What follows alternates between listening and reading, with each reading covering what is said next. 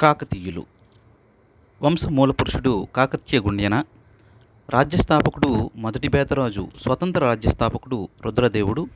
గొప్పవాడు గణపతి దేవుడు. చివరివాడు రెండవ ప్రతాపరుద్రుడు. బిరుదాంకితులు ఆంధ్ర దేశాధీశ్వరుడు.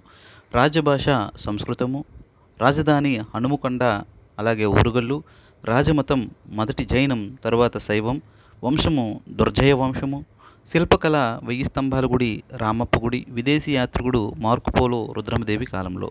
పురావస్తు ఆధారాలు మాగల్లు శాసనం తూర్పు చాళుక్యరాజు దానర్ణవుడు క్రీస్తకం 956లో వేయించాడు. అలాగే హనుమకొండ వెయ్యి స్తంభాల గుడి శాసనం రుద్రదేవుడు. కాకతీయ రుద్రదేవుడు స్వతంత్ర రాజ్యాన్ని ప్రకటించుకుని పరిపాలన గుర్తుగా వేయించాడు. ద్రాక్షారామం శాసనం ఇనగాల బ్రహ్మిరెడ్డి. పిల్లలమర్రి శాసనం మొదటి ప్రోలరాజు. కాజీపేట దుర్గ శాసనం దుర్గరాజు. శనిగారం శాసనం మొదటి బేతరాజు. జమలాపురం శాసనం గణపతి దేవుడు. బయ్యారం చెరువు శాసనం కాకతీయ మైలాంబ. మోటుపల్లి అభయ శాసనం గణపతి దేవుడు.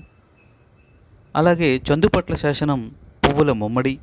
త్రిపురాంతక శాసనం అంబదేవుడు. సకలవీడు శాసనం రెండో ప్రతాపరుద్రుడు. మల్కాపురం శాసనం గణపతి దేవుడు.